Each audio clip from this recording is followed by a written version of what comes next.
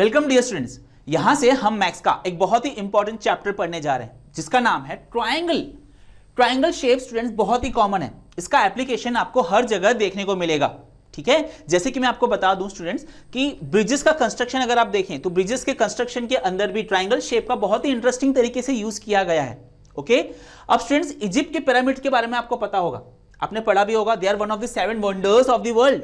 Correct. तो students अगर आप पिरामिड्स को ध्यान से देखें तो उनकी साइड्स जो होती हैं उसका शेप क्या होता है स्टूडेंट्स, उसकी साइड्स का शेप भी होता है ट्रायंगल। करेक्ट। इस तरह से स्टूडेंट्स ट्रायंगल शेप बहुत कॉमन है। मैं आपको और अच्छे से समझाने के लिए एक और एग्जांपल बता दूं कि अगर आप एक माउंटेन कंसीडर करें, माउंटेन का शेप भी क्या होता है students, most of the mountains are of triangle shape. ठीक है, तो एक माउंटेन कंसीडर करिए और मुझे बताइए कि ये माउंटेन का जो हाइट है आप कैसे मेजर करेंगे। क्या आप किसी सीधे तरीके से इस माउंटेन का शेप जो हाइट है वो पता लगा सकते हैं students? No, it is not possible. Mountain का जो हाइट है ना स्टूडेंट्स बहुत ज्यादा लार्ज होता है, तो ऐसे लार्ज क्वांटिटीज का मेजरमेंट करना किसी सीधे तरीके से पॉसिबल ही नहीं है। तो ऐसे केसेस में स्टूडेंट्स क्या होता है, ट्रायंगल का कॉन्सेप्ट यूज किया जाता है। एक और एग्जांपल के थ्रू मैं आपको बता दूं कि अर्थ और मून इन दोनों के बीच का डिस्टेंस आपने पढ़ा हुआ है, बहुत ज्यादा होता है। ठीक है, तो क्या आप बता सकते हैं कि साइंटिस्ट ने इन दोनों के बीच में जो दूरी है, डिस्टेंस है, वो किस तरह से पता लगाया होगा? क्या किसी सीधे तरीके से इनको मेजर कर सकते हैं स्टूडेंट्स हम? No, not possible. यहां भी आप देखो मेजरिंग क्वांटिटी बहुत लार्ज है, सेम हमारे माउंटेन जो केस था सेम उसकी तरह बहुत ही ज्यादा लार्ज क्वांटिटी को मेजर हम डायरेक्टली नहीं कर पाएंगे। तो ऐसे केसेस में हम क्या करेंगे, we will use the concept of triangles. ठीक है, तो देखिए स्टूडेंट्स आपने किस तरह से जहां पे मेजरिंग क्वांटिटी बहुत लार्ज होती है ना, हम ट्रायंगल शेप का यूज करते हैं to find the heights and distances in different applications. Okay, so students lower classes में आपने ट्रायंगल के बेसिक्स के बारे में पढ़ा। ओके, आपने उनके रिलेटेड कुछ आइडेंटिटीज सॉल्व की, कुछ प्रॉपर्टीज फाइंड किए स्टूडेंट्स, डिराइव किए और इसके रिलेटेड कुछ एग्जांपल्स भी आपने सॉल्व किया है। ओके, आपने स्टूडेंट्स लोअर क्लासेस के अंदर कॉन्ग्रुएंस ऑफ ट्रायंगल्स के बारे में डिटेल में पढ़ाई की है। वैसे आपको याद ही होगा, but still two figures are said to be congruent if they are having same shape and same size. Right. अब इसे रिकॉल करने के लिए स्टूडेंट्स हम ये दो फिगर्स कंसिडर कर लेते हैं। ओके, अब स्टूडेंट्स फिगर आप देख रहे हैं, फिगर के अंदर जो पर्सन है उनको तो आप पहचानते होंगे, बहुत फेमस है ये। Correct, he is one of the greatest scientist of all the time, Albert Einstein. Correct. अब स्टूडेंट्स देखो, आप ये फिगर को, दोनों फिगर्स को ध्यान से देखें तो these two figures are having same person, तो मैं कह सकता हूं कि इनके शेप सेम है, they are having same shape because same person is there in both the figures. साथ में स्टूडेंट्स आप देख सकते हैं कि इनकी साइज भी सेम है, इसमें डाउट नहीं होना चाहिए। Correct. So this two figures are having same shape, they are having same size. तो according to this we can say that this two figures are congruent. Correct. अब देखो स्टूडेंट्स, कॉन्ग्रुएंट फिगर्स की एक खासियत होती है कि ये फिगर्स जो है वो परफेक्टली ओवरलैप हो जाती हैं एक दूसरे के ऊपर। आपको बताने के लिए देखो यहां पे कि फिगर 1 को अगर मैं फिगर 2 के ऊपर ले आऊं तो आप देख सकते हैं कि they are getting completely overlap on each other. Correct. तो ये दोनों फिगर्स के अंदर शेप सेम है क्योंकि पर्सन सेम है, साइज भी सेम है और they are getting overlap on each other also, so we can say that this two figures are congruent. Correct. So for this we can write second point also over here कि two congruent figures get perfectly overlap on each other. Right students? Correct? अब students देखो यहाँ पे ये जो second figure है ना, second figure को स्टूडेंट्स मैं छोटा कर देता हूं। ठीक है, मैंने क्या किया स्टूडेंट्स, इसके हर पार्ट को मैंने छोटा कर दिया। बराबर। अब देखो स्टूडेंट्स इन दो फिगर्स को अब कंपेयर करिए आप और मुझे बताइए क्या ये दोनों फिगर्स स्टूडेंट्स अब कॉन्ग्रुएंट हैं? No, they are not congruent. Shape के बारे में बताऊं तो ये दोनों फिगर्स के शेप तो सेम है because the person is same in both the figures. Correct, Albert Einstein. लेकिन स्टूडेंट्स इनकी साइज हमने चेंज कर दी है, सेकंड फिगर को हमने छोटा कर दिया विथ इक्वल प्रोपोर्शन। करेक्ट। तो अब इनकी साइज सेम नहीं है, तो हम कहेंगे कि this two figures are not congruent now because shape is same but size is not same. Correct. अब देखो students, change in size of figure जो है ना वो भी बहुत इंपॉर्टेंट है और ध्यान देने जैसा है। जैसे कि मैंने यहां पे जो छोटा किया ना, टेक्निकली मैं कहूं कि फिगर की साइज को मैंने स्केल डाउन किया है। स्केल डाउन का क्या मतलब होता है स्टूडेंट्स? स्केल डाउन का मतलब होता है कि हम फिगर की हर साइज को, हर हिस्से को हम छोटा करते हैं। करेक्ट। अब देखो स्टूडेंट्स, जैसे कि इसको छोटा किया ना, अब मैं इस फिगर को मैं बड़ा भी कर सकता हूं। करेक्ट। तो देखिए मैंने इस फिगर को बड़ा कर दिया, टेक्निकली कहूं तो मैंने स्केल अप कर दिया है, मैंने हर हिस्से को बड़ा किया है। करेक्ट, इस फिगर के हर हिस्से को बड़ा किया तो मुझे ये वाला फिगर मिल गया, दिस इज फिगर नंबर 3। और आप देख सकते हैं कि ये दोनों फिगर्स भी अब कॉन्ग्रुएंट नहीं है, वैसे ये दो फिगर्स भी कॉन्ग्रुएंट नहीं है, मतलब इन तीन फिगर्स में से कोई भी दो फिगर्स एक दूसरे को कॉन्ग्रुएंट नहीं है, करेक्ट। अब देखिए स्टूडेंट्स, मैं क्या करूंगा, इस फिगर की एक कॉपी मैं यहां पे ले लेता हूं। अब मैं इसको साइज चेंज कर देता हूं, जैसे कि हमने यहां पे साइज चेंज किया ना, वैसे मैंने यहां भी साइज चेंज कर दिया इसका, करेक्ट। साइज चेंज करने के बाद अब मुझे बताइए स्टूडेंट्स, क्या मैंने सेम प्रपोर्शन में इसकी साइज चेंज की है? जैसे कि मैंने इसको स्केल डाउन किया था, मैंने इस फिगर को स्केल अप किया था, तो क्या आप बता सकते हैं कि इस फिगर को मैंने स्केल अप किया या स्केल डाउन किया है?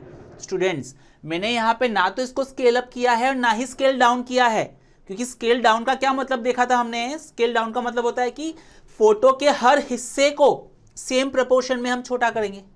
स्केल अप का मतलब होता है कि हर हिस्से को सेम प्रपोर्शन में बड़ा करेंगे। देखो यहां पे मैं कंपेयर करके बताता हूं, हम फिगर 1, इसको हम फिगर 4 बोलेंगे, फिगर 1 और फिगर 4 को अगर हम कंपेयर करें तो आप नाक कंपेयर करें, ठीक है। अल्बर्ट आइंस्टाइन का नाक देखें, यहां पे जो नाक की साइज थी और यहां पे जो नाक की साइज थी, आप देख सकते हैं कि नाक का जो लेंथ है, नोज का लेंथ, वो छोटा हो गया है, तो ये देखकर आप कहेंगे कि स्केल डाउन हुआ है। लेकिन इसका जो नाक है उसका विड्थ देखो आप, बड़ा हो गया है एज कंपेयर टू फिगर 1, ठीक है। तो देखो आप, स्केल अप भी नहीं है, स्केल डाउन भी नहीं है। ये आप बाकी हिस्सा भी कंपेयर कर लीजिए, आप कान कंपेयर करो, उसका भी विड्थ बड़ा है लेकिन लेंथ छोटी है। सिमिलरली आंख भी देख लो, अंडरस्टूड, समझ में आ रही है बात स्टूडेंट्स? तो हम कहेंगे कि इस पिक्चर के रेस्पेक्ट में हमने ना तो स्केल अप किया है ना ही स्केल डाउन किया है, अंडरस्टूड। अब देखिए स्टूडेंट, जैसे कि यहां पे क्या किया था हमने, आप नाक कंपेयर करो, यहां पे जो नाक थी फोटो में और यहां पे जो नाक है फोटो के अंदर, आप देखो इक्वल प्रोपोर्शन में छोटा हुआ है, लेंथ भी छोटा है और विड्थ भी छोटा हो गया, अंडरस्टूड। जो इस केस में नहीं था, यहां पे विड्थ बड़ा हो गया था, लेंथ छोटी हो गई, यहां पे लेंथ और विड्थ दोनों छोटी हो गई। अब स्टूडेंट्स यहां पे इस फिगर के अंदर देखिए, इस फिगर के अंदर भी आप नाक कंपेयर करो, इस फिगर के रेस्पेक्ट में इस फिगर के अंदर भी length of nose is increased, length भी बढ़ा है, विड्थ भी बढ़ गया, करेक्ट, सेम प्रोपोर्शन में, सेम प्रोपोर्शन। आप कान भी कंपेयर कर सकते हैं, सेम प्रोपोर्शन में छोटा हुआ है, सेम प्रोपोर्शन में बड़ा हुआ है, तो हम इसलिए कहेंगे कि इसको हमने स्केल डाउन किया, जैसे कि अभी डिस्कस किया हमने पीछे, और इसको हमने स्केल अप किया है। बट इस पिक्चर को ना ही हमने स्केल अप किया है और ना ही हमने स्केल डाउन किया है, क्योंकि स्केल डाउन और स्केल अप एक पर्टिकुलर रेशियो में होता है, एक पर्टिकुलर प्रपोर्शन में होता है, जो कि इस केस में ऐसा नहीं हुआ है। अंडरस्टूड स्टूडेंट्स, समझ में आ रही है आपको मैं कहना क्या चाहता हूं, ठीक है। जब दो फिगर्स को हम अगर रेस्पेक्ट में काउंट करें और किसी एक फिगर को, दो में से किसी एक फिगर को अगर हम पर्टिकुलर एक प्रपोर्शन, सेम प्रपोर्शन में स्केल अप या स्केल डाउन करते हैं ना, तो वो दोनों फिगर्स, जैसे कि ये दो फिगर्स को बोलूं तो this two figures become similar. Okay, I am repeating again कि दो फिगर्स में से किसी एक फिगर को अगर हम सेम प्रपोर्शन में छोटा कर दें, स्केल डाउन कर दें, तो टू फिगर्स आर सिमिलर, जैसे कि ये फिगर और ये फिगर। अगर हम दो पिक्चर्स में से किसी भी एक पिक्चर को सेम प्रपोर्शन में, ठीक है, कि सेम प्रपोर्शन में बड़ा करते हैं, स्केल अप करते हैं, तो भी वो दोनों फिगर्स जो है वो सिमिलर होती है। जैसे कि फिगर 1 और फिगर 3 देख लो आप, है ना, हर हिस्से को हमने सेम प्रपोर्शन में बड़ा किया है स्टूडेंट्स, यहां पे हर हिस्से को सेम प्रपोर्शन में छोटा किया है, तो ये दो सिमिलर हो गए, ये दो सिमिलर हो गए। अभी आप इन दो को कंपेयर करो स्टूडेंट्स, तो भी ये दोनों भी सिमिलर हैं, करेक्ट। अगर इसको आप काउंट करोगे तो इसका स्केल डाउन ये हो गया, इसको काउंट करोगे तो इसका स्केल अप ये हो गया, so this two figures are also similar, correct. अब ये फिगर जो है ना स्टूडेंट्स, आप देखो ना तो हमने स्केल अप किया है ना हमने स्केल डाउन किया है, so this is not similar to any of these three figures, correct. क्योंकि सिमिलर होने के लिए आपको क्या करना होगा, हर हिस्से को छोटा या हर हिस्से को सेम प्रोपोर्शन में बड़ा करना होता है, मतलब स्केल अप या स्केल डाउन करना होता है, जो कि इस केस में ऐसा नहीं हुआ है। समझ में आ रही है बात स्टूडेंट्स, ठीक है। तो this type of change in size is never considered for similarity, understood, ठीक है। So we can say that this two figures are similar, this two figures are similar, this two figures are similar, but this is not similar to any of this figures, ठीक है। So we can write for this also, figures that have same shape but not necessarily the same size are known as similar figures. Understood students? Similar figures किसको कहेंगे, ठीक है, same shape है लेकिन same size नहीं भी है तो हो जाएगा, चलेगा, okay. Then also you can say that these two figures are similar. तो स्टूडेंट्स कुछ इंपॉर्टेंट पॉइंट हम समझ लेते हैं यहां पे। आइए, तो स्टूडेंट्स अब इन पॉइंट्स को समझने के लिए हम फिलहाल ये दो फिगर्स कंसिडर करेंगे। आप देख सकते हैं पहले जैसे फिगर्स ही हैं, है ना, अल्बर्ट आइंस्टाइन है दोनों पिक्चर के अंदर, फिगर्स के अंदर। अब मुझे बताइए स्टूडेंट्स, क्या ये दोनों जो पिक्चर्स हमने कंसिडर किए, क्या ये दोनों पिक्चर्स कॉन्ग्रुएंट हैं? यू कैन सी कि सेम पर्सन है, मतलब सेम शेप है दोनों के अंदर, ठीक है। और दूसरा आप देख सकते हैं कि दोनों की साइज भी सेम है, which means these two figures और we can say these two pictures are congruent. Understood? तो हम कह सकते हैं these two figures are congruent. अब मुझे बताइए क्या ये दोनों पिक्चर्स सिमिलर हैं?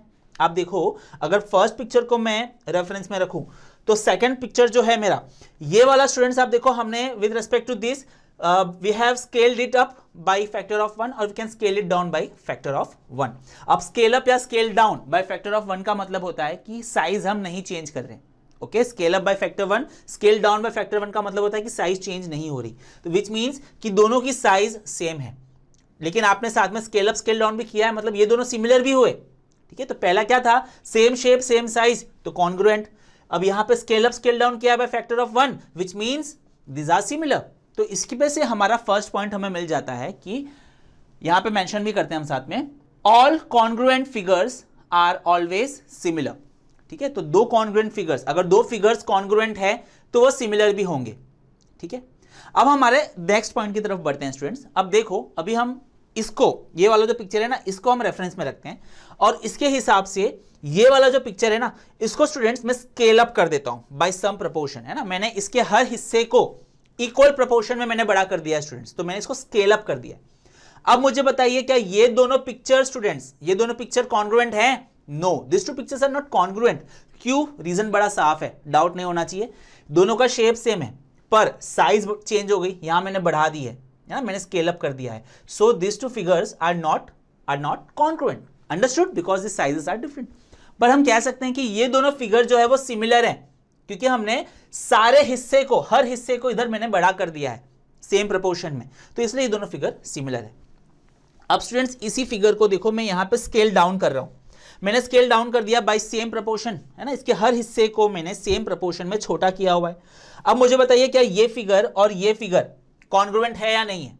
These are not congruent again, क्योंकि साइज डिफरेंट है पर शेप सेम है ना, पर हम कह सकते हैं कि ये दोनों फिगर सिमिलर हैं। ठीक है, तो यहां से हमको हमारा दूसरा पॉइंट मिलता है। क्या मिलता है स्टूडेंट्स? सेकंड पॉइंट इज कि सारे सिमिलर फिगर कॉन्ग्रुएंट हो भी सकते हैं और नहीं भी हो सकते।